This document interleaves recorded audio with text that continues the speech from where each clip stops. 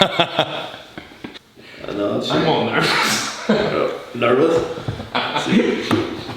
Right, am I still on you?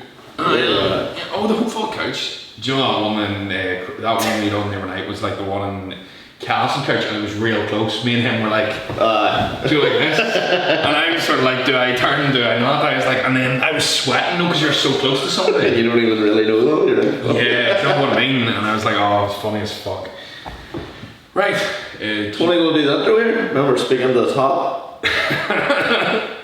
Have to give Tony a wee lesson on speaking into the microphone.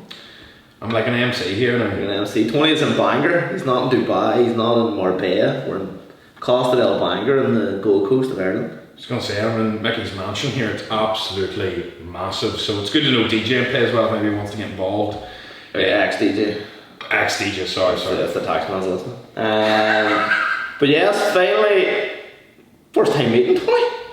No. He trained me for 20 weeks, 18, 19 weeks. Maybe more, I don't even know. And then we've been doing a podcast for... It's got to be a year and a half, isn't it? 18 months? 18 months, more. So what, how many episodes? This is 80, is it? This is the 80th episode. 80th episode. So there's been 2 weeks and then 80 episodes, so... Times are tough, you can't get good podcast hosts. But yeah, we're here. Episode 80, welcome along. It's actually, because I think from episode... And we're videoing it? Yeah, I think from episode 20, I've been going like, I'll call down next week. And then it's like, we'll get one done before I head to Dubai the first time. We'll get one done before I head to Dubai, or head to Marbella. And then we'll get one done before I head to Dubai number 2, which are going in 2 weeks. Yeah, so at least we got it done though. Hopefully there's money in fitness. There's money in my fitness, pal. Everything. But there's money in anything to do it right. If you're actually good, cream rise to the top, and I'm cream. He is the cream. Cream Good hell. Well, if I'm the cream, then that makes everything else. But that is true. That's one of the topics we're going to get on later. Cream. It does actually rise to the top, because if you're good at something, you know. Doesn't matter how saturated something is. That's actually a funny story. I was chatting to a guy in the gym the other day, and he's going to become a PT. He's a bodybuilder. He's the only thing that's put me off is there's loads of people already PTs. And I'm like, yeah, but there's loads of PTs making fucking good money. There's loads of PTs also not making any money, but they are also the people that aren't, like, they're just doing it because they're fit. Yeah, they're the people that are actually going to help you do better, because if you're actually good at something and there's loads of people that are really shit at it, you look better. It's like, I know that sounds stupid, but if you're running a race and everybody else is super slow, even if you're like an average pace, you look great. You make people look better, Yeah, exactly. It's fucking... And look at the poor fella was like, everybody's telling me there's too many PTs. Like, look at this gym here, there's 9 PTs. And you're like, yeah, there's probably fucking 20 PTs in the next gym, there's probably 25. And he goes, yeah, and then all the online PTs. And you're just like, but are you good at what you do? And he's like, yeah, like I've helped people do prep for shows. And he was telling, like, he was showing me all the people he's helped prep. And I was like, well, how are you helping these people? He goes, oh, these boys can't afford coaches. So he goes, I just kind of done the prep for them because they're friends and all. I'm like, well, there's your niche. You're not going to be a gym floor PT. You're going to be a fucking prep PT. Yeah, just slow and steady. One thing that I think people were asking me, and I've actually been saving for the podcast, is people were asking me, how did it actually happen? Do you know, like, I think most people just know, right, this person was always going to start a podcast. And I think at the same time, there's sort of that natural thing now, PTs, and even most people where they do semi-okay, and all of a sudden it's like, what's the next step? And they're like, I'm going to launch a podcast. Yeah. Even whenever there's no need for it at all, it's just like the next step. We sort of fell into it. Well, we kind of talked about doing something like a podcast thing, but not doing it from a point of view of what's the word, like listen to like a preaching. Yes, preaching. And we wanted a bit of humour, we wanted a bit of realness, and we didn't want it to be scripted, and we didn't want. But like also when we started the podcast, because I kind of contacted you about it and said, do you fancy it? But I want it to be kind of this kind of style, and you were like, exactly, I don't want it to be. And there wasn't that many PTs doing podcasts compared to what there is now. The build quite quickly as well. And I think COVID forced people through boredom to start podcasts. The other thing is, a lot of podcasts that started in around the same time as us is not going now. No, I think it's like everything though. I think whenever we first said we'd do it, we said we would do a year Yeah. and then review, and that was sort of like a commitment. Whereas, like for example, it's like, you know, if you start something and then you give up 6 months, you haven't really. It's going to take time to build. Like it's only really it really did take probably the full year to really build this. It's like one of the ones where you see the stats and who's listening, or not who's listening, how many's listening, and you look at it and go, that's good, and it creeps up. But sometimes it goes down. That's just one of those things. Then it goes back up, and then your average listener goes up, and then this. But it's the mornings like in the like this one for instance, maybe a wee bit late going out tomorrow, maybe not. Well, as you're listening to it, we will get messages tomorrow and Monday morning going, lads, where's the podcast? Yeah. And then you actually go, oh fuck.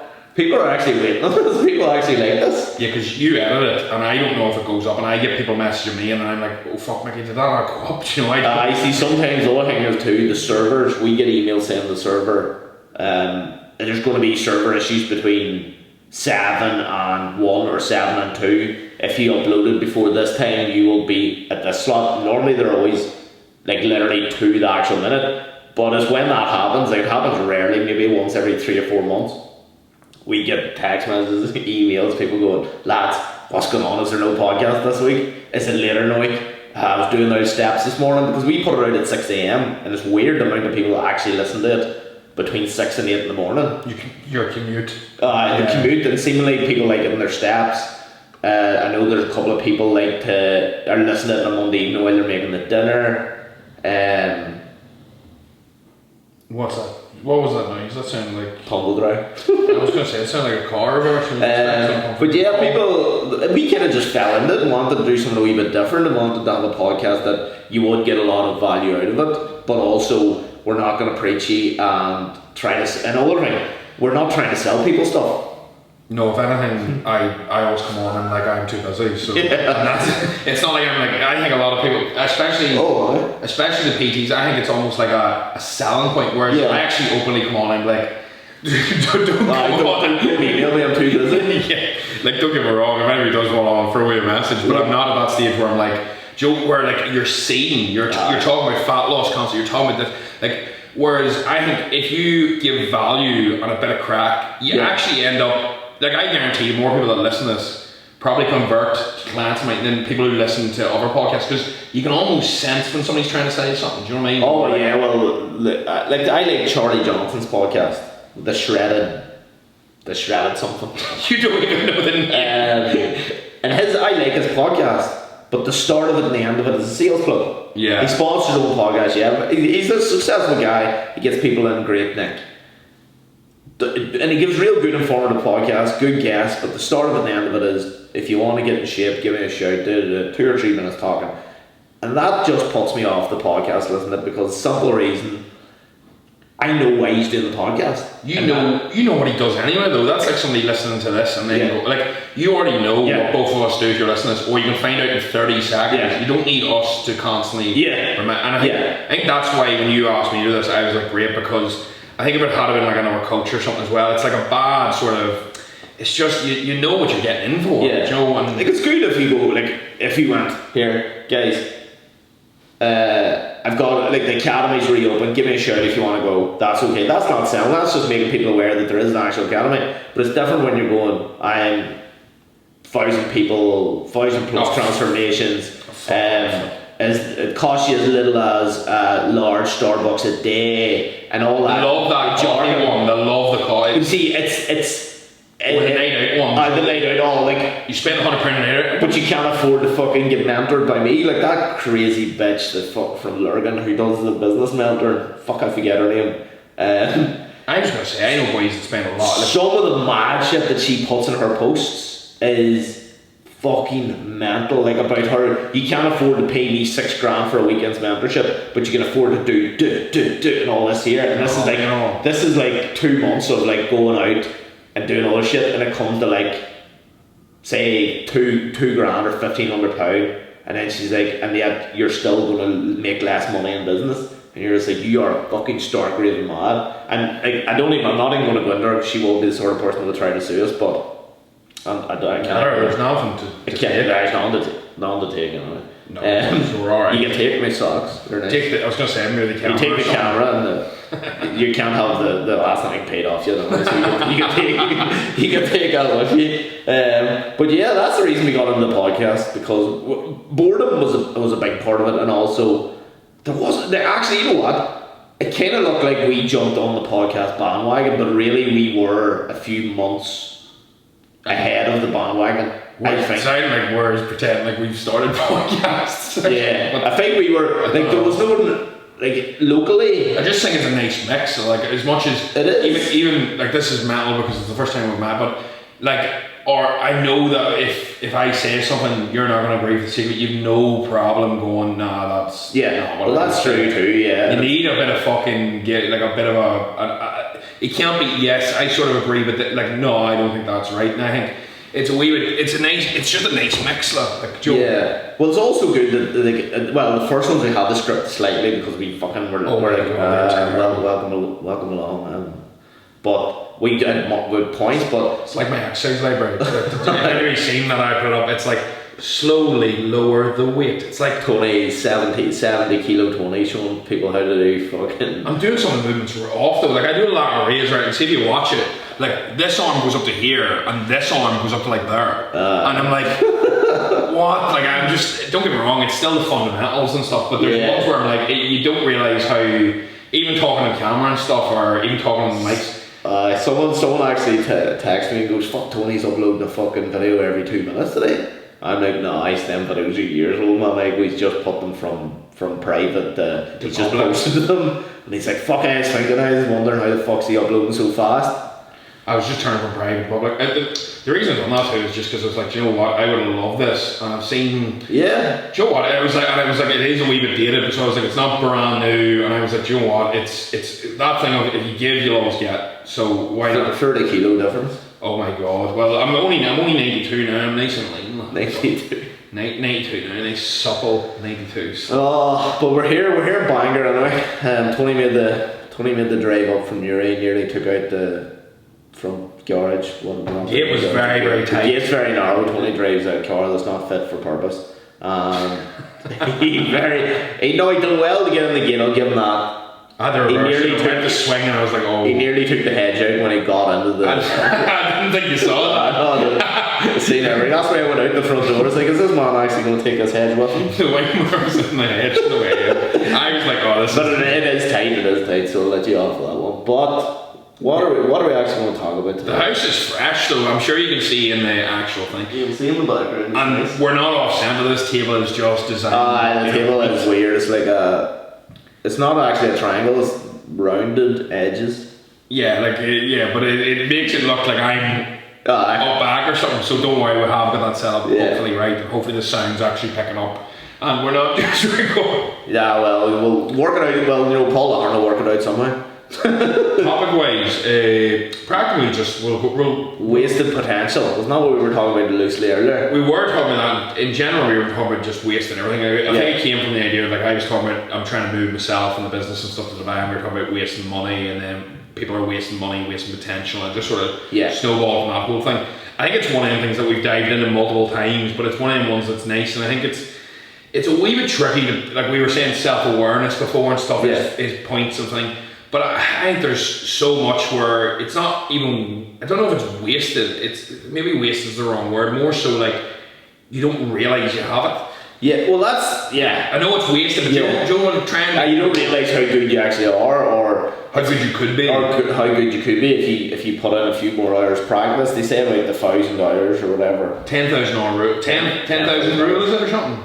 Something like that. But you also... When we were talking about self-awareness, something that just hit me about it after we talked about it the last time was it takes an element of bravery, because if you're in a nice place and you have a cushy job and you're the most talented fucking singer about, and you're like doing this like an odd gig every so often, and people are coming up to you going, fuck, you're amazing, but you have this wee cushy job and you're like, I'm never leaving my job, but you go, fuck the potential I have here to maybe go on.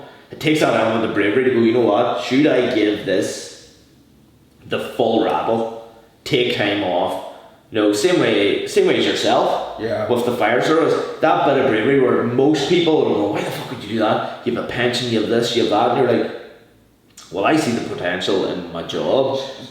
See, for me as well, I think, like, I was on a podcast recently, and like, it's with Coach Pig, and like, we actually talked about this, and the main thing I thought of was, whenever you're making a decision, you know what's going to happen if you stick with what you're doing now, right? So say you are, there's not, and I hate this idea, do you know what I fucking hate as well, and it's just me, see this whole thing that people are going, escape the 9 to 5, there's nothing wrong with 9 to 5. No, there's nothing wrong. See people like, see if you think there's something wrong with 9 to 5, you're probably a dickhead, because the other reason for this is, see, whenever majority of people work 9 to 5, and I notice this is, see, because I work around Mars now, whenever I have my downtime on a Monday, nobody else fucking nobody's free. So me as a DJ. Yeah, do you know what I mean? You're like, escape the 9 to 5, oh yeah, escape the 9 to 5 now and own it. Or you spend twice as much money. Yeah. Like I remember, see when at the height, like just before COVID, I was spending the height of the start. You sound like Wolf of Wall Street. The height of my power. I was hanging out every day in fucking Output Coffee, Root and Branch, General Merchants, 5A. I would have been giving them places, no joke, £200 a week. In what? Sorry, obviously in money, but in their coffees and Lunch and brunches. That just sat there all day. No fucking been in an hour and a half, but it was always like meeting a different friend and going out for food and stuff. And then you would say you go to the gym in the morning, you would do that, then you would sort some music, then you would go and DJ, the next day you do the same again. Or if you're off at night, then you have no excuses, you have a night out. Yeah. And you're getting that, then you're looking and going, and then at the weekend your 9 to 5 mates are going, fuck, here lad, you coming around to watch the football? And you're like, no, because I'm going to Donegal tonight, so I'll go down and see my parents in Oma first of all, and then I'm going to Donegal, or I'm going to Waterford. And when they're all socialising the weekend, then you look at them and go, fucking lucky bastards. Yeah, because it's grass is great. Or a Monday night when they're spending time chilling out or playing five-a-side, you're going, nah, fuck, I have a gig. They're gonna, even though like I love DJing, but it's, like, I get what you're saying. See the 9 to 5 thing, there's fuck all wrong with it. There's nothing wrong with it. Every job has pros and cons. Yeah. People, the first thing people will go is lucky bastards way to buy. Right? See, for the last 5 years, it doesn't matter if it rains, hails, snows, I break a leg, I'm in hospital, doesn't matter. I still have to do check-ins every week for 3 days. So if I went to Bali for 2 weeks, 6 days there, I'm still working probably 9 to 7, if not later. So the thing is, yes, you can travel and people go, oh, but there's, and I'm not saying, oh, woe is me, I'm still buzzing for that, but a case of, there is pros and cons to absolutely everything. The problem is you can't see the cons until you're in it or you analyse it, and it's that sort of thing of, like, don't get me wrong, there's people will love a 9 to 5, some people won't, it comes down to you personally, but I think that going back to like even the fire service and stuff, because that was probably, we started this probably the month after I quit, maybe 2 months, because I quit at the end of January, and we started this like just as soon as lockdown, so end of March, sort of. And the thing that I always say is, like, see that wasted potential thing. For me, it's always a case of, if you know what one way is going to give you, right? So say for example, I knew that I'd be in the fire service till I'm 55, happy as, putting out fires, doing everything, and I love the job, don't get me wrong, I could have happily done that and lived a great life and fucking been bugged.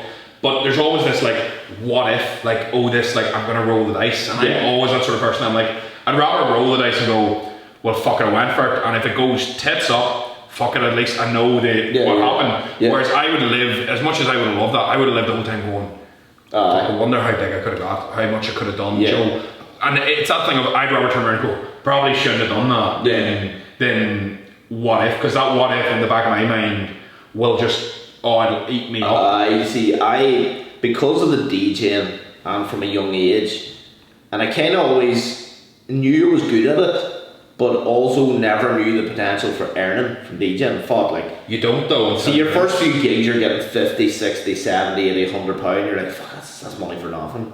And then you start getting a bit more, and then you get to the threshold where you don't make more than this money for a long time. But then you're like, but I'm getting this for 3 hours work, and I can do this twice a week, and that's more than a weekly wage for me. And then you start thinking, should I be doing both at the same time, or should I try to look at a way that I can level up to the next, I hate to use that level up thing, but level up to the next sort of way people are getting paid. So, like for instance, when I was in Enniskillen, a DJ where I kind of cut my teeth and started getting a better name for myself. I was earning a deep. I don't find that saying weird as fuck. What? Cut your teeth. Cut your teeth. Do you know what I mean? Though? Like, what does that even means? Just you kind of grow. Break yourself in. I break myself in. Like breaking through whenever you're growing teeth. Do you know what I mean? Well, you're cutting your teeth, kind of. You're learning, kind of. When people say cutting teeth, I always think of like if you're a bricklayer and you're cutting teeth, you're scraping your teeth off the bricks or something. That's ridiculous. But do you know whenever you think of something that visually comes to mind? No, I always just think of baby's teeth coming through. I never think of. But yeah, well, I started making a name for myself, and then I was booking other DJs from all over the UK to come down to Skillin, and I was like, I'm as good as some of these people, but what do they have that I don't? And I knew most exactly I was paying them, and I was flying them over, bringing them out for dinner, getting all their drinks paid for. But then I was looking at them going, why am I not doing that? Why am I not the person that's getting brought over to Scotland, brought over to England, brought over to Ibiza?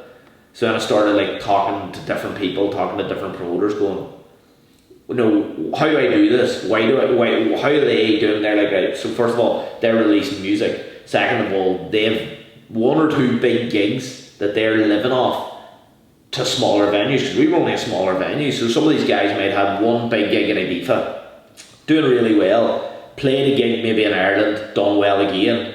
They're coming onto my radar, and I'm looking at them going, fuck, they could do alright in Skillin. Yeah. So bringing them there, so they're like, you just have to reverse that. And then that's when I went, right. So day job then went, you know what, fuck the day job, let's go. Yeah. I'm going to put a wee bit more effort into this. So that, like my parents was like, oh, why are you doing that? You're on a real good job here. But I'm like, also, I don't want this. Like I know I'll never go back that way. I know people will say, oh, yeah, like the work that I did before I was kind of full time in DJing and events during COVID has meant that I can walk in. We just talked about it, walk into many different industries because of the background I had, and that's okay to go backwards. Like at the start when COVID, when like I went 6 months without earning a penny, and then in August time when I started looking at work, I was like, fuck right, this is actually going to last a wee bit longer.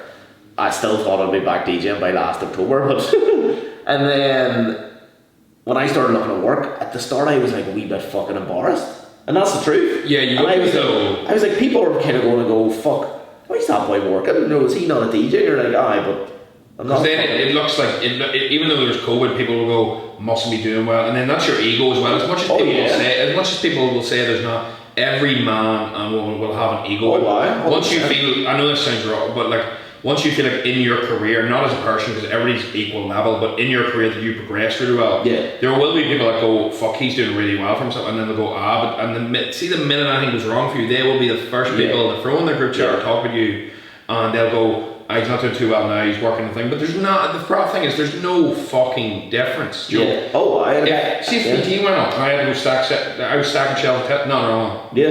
The thing is, in your head though, I think you would feel like, oh, and the problem is that's actually your... Oh, it's my issue. Yeah, no, weird, isn't it? Like when I was helping Gary with the Slims, like I was up in Marfell one day and I was sorting something out, and then I got chatting a few ones and they were like, oh fuck right, and they were like, Jesus, what have you been doing yourself? I was like, oh, I'm just helping my mate get out of here.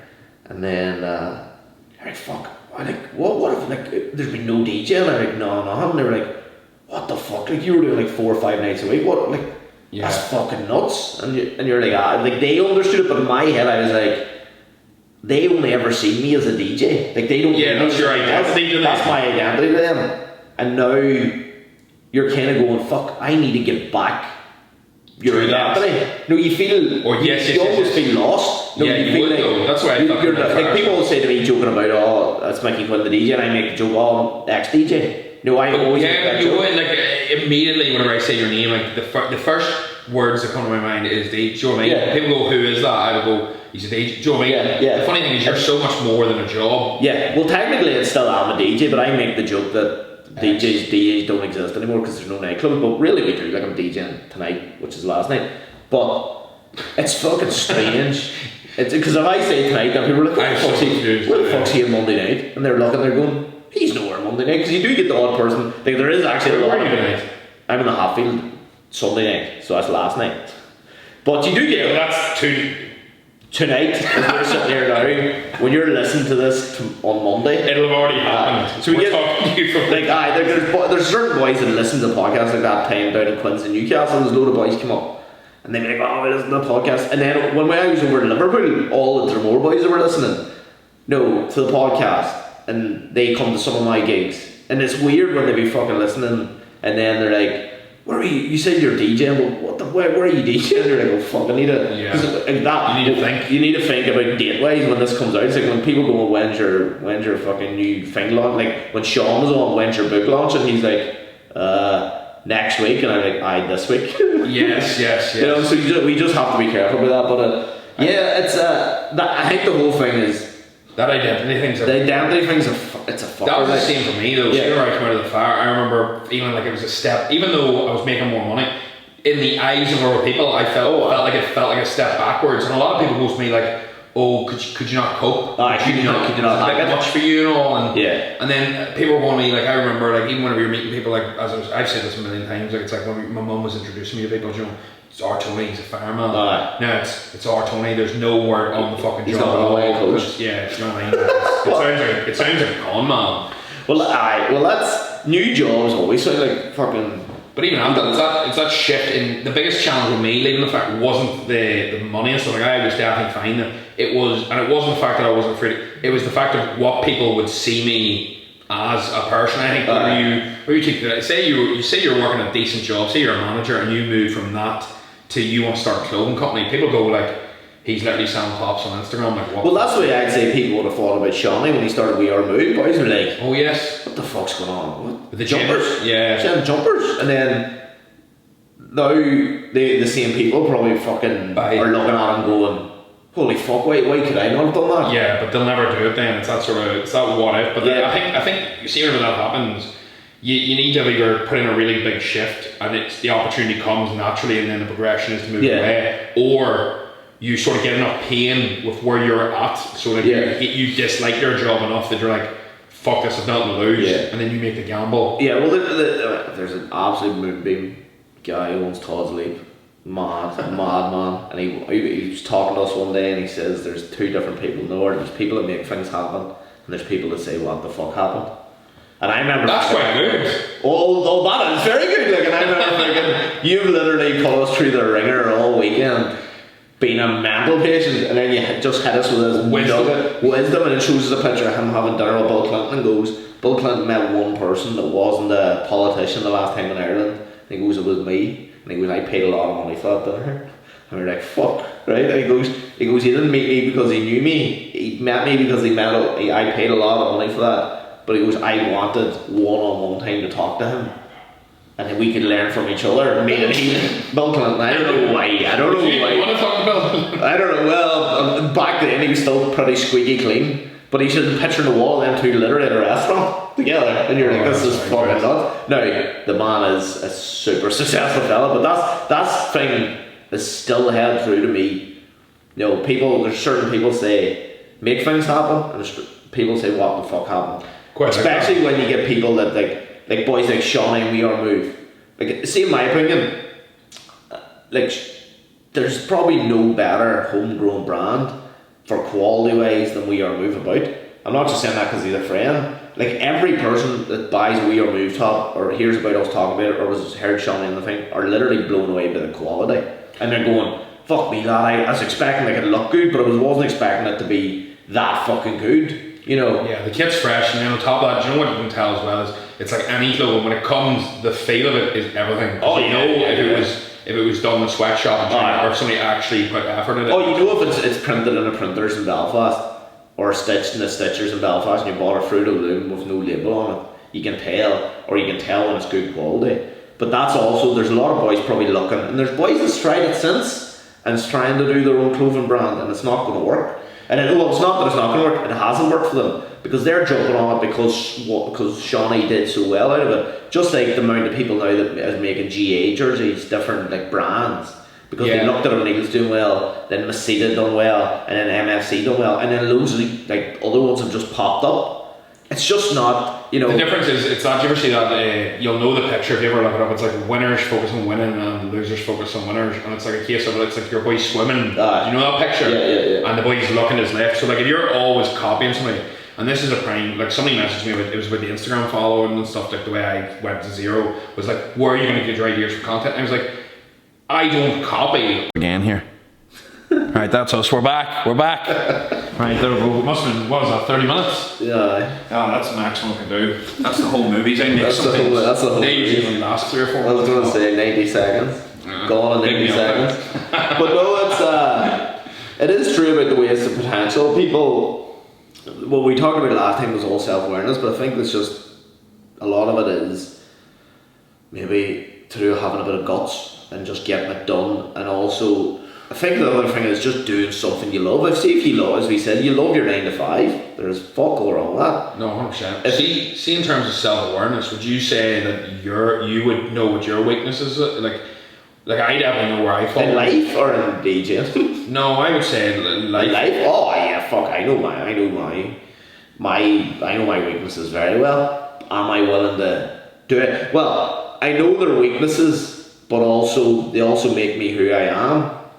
So yeah, I don't be a strength in the area. Yeah, I don't suffer fools, like at all, and like at all. When you like fools, like if there's certain people that I just will not anything to do with.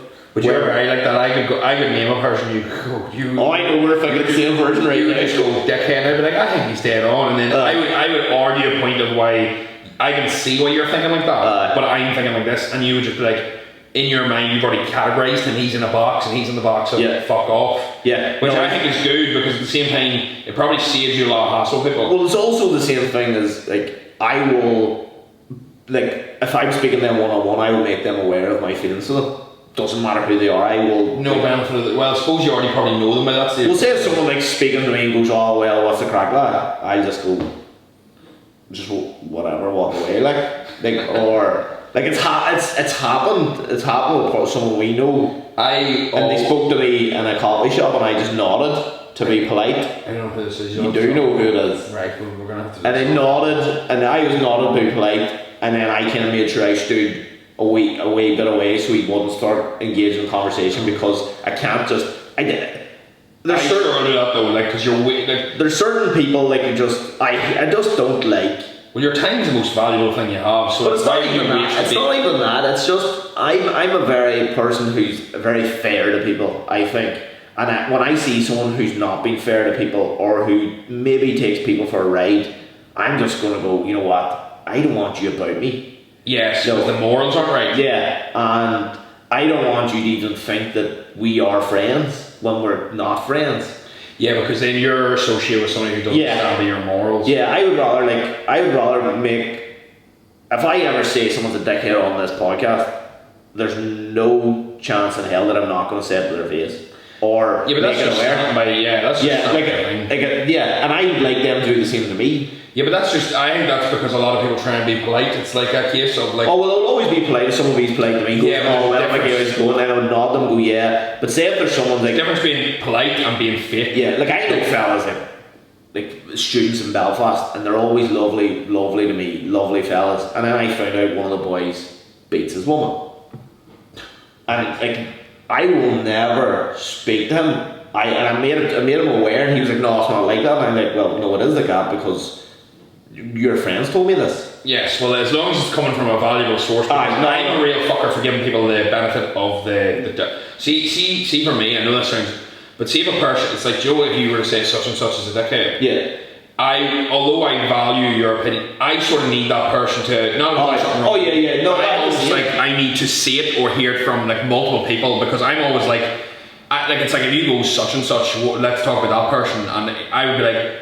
if they haven't done anything wrong with me, I don't feel it right to. Well, I'm the same in that case. But then I know what you mean though. If your friend, like say for example, if somebody does something on your friend, you can't turn around and go, well, he hasn't done something on me, because that's still your friend. Well, if someone says it, someone like, say if me and you were out for a beer and somebody called you a wanker, and I go, no, he's actually, he just doesn't like you. I'm not going to fall out with that person, but if they do something that I find morally wrong, like Yeah, like your integrity. And then I just go, you know what? You're just a scumbag. I just can't have you. Yeah. You know, I've nothing against you except for the fact you're a scumbag, so it cannot be associated with you. I just don't want to be near you. And there's a lot of people in the world that I find like that now. You know, there's a lot of people that, you know, we talk about it all the time. There's a lot of fucking fit pros that are like that. No morals. £1,500 for 3 months and then see you later. I see you later. They don't want. But you can't sell shit twice. Like, but they don't want to sell. I don't think they. Short-term wins though, they're going to run out of people because they're. Well, that's the thing. That's the thing. 1,800. If you have 2,000, 3,000, 4,000 followers and you're selling something around £1,000, there's only so many people you can get to buy that before you run out and people realise you're a con man. That's why you need to be thinking. See, you're launching anything. And that's why if you go into business or you go into anything and your morals are in the right place, it will usually go right. Like, it's like, prime example is and this always sticks with me. This is maybe slightly different, but it's like my mum always said to me, and she's always like, as long as you got manners, you'll be alright. And she'll always go to me, as long as you got morals, you'll be alright. She's like, if you've got them two things, you're set, because she's like, you're not going to treat anybody wrong. And then and if anybody does treat you wrong, you can't go, well, I deserve that because you're actually a fucking decent human being. And that's the problem, is people are complaining about being treated. If you're a cunt and the world's throwing shit at you probably deserve it. Like. Whereas if you've been a good person, like, don't get me wrong, I'm not on the victim mentality, and I've turned around here and I'm going on a bit of a rant. But so that made it comfy.